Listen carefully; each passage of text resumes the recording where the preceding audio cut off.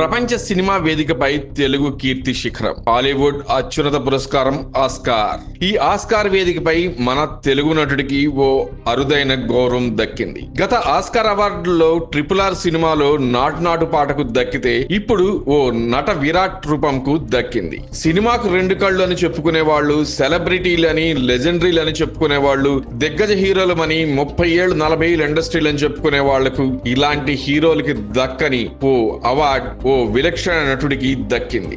ఆ నటుడు ఎవరో కాదు, స్వర్గీయ శ్రీ కోట శ్రీనివాసరావు గారు.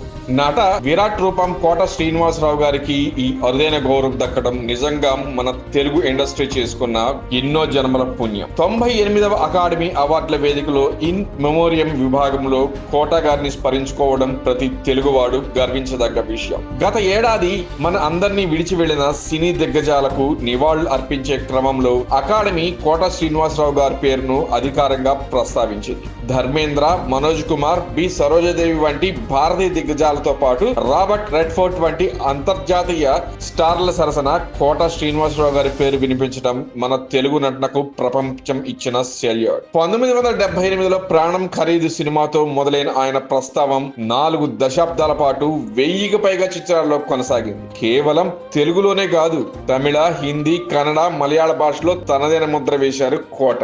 9 నంది అవార్డులు, భారత ప్రభుత్వ పద్మశ్రీ పురస్కారం అందుకున్న కోట శ్రీనివాసరావు గారు విలన్ గా భయపెట్టిన, కామెడీతో నవ్వించిన, తండ్రి పాటలతో కంటతడి పెట్టించిన అది ఆయనకే సాధ్యం. సినిమాలే కాకుండా రాజకీయాల్లో కూడా ఆయన చెరగని ముద్ర వేసుకున్నారు.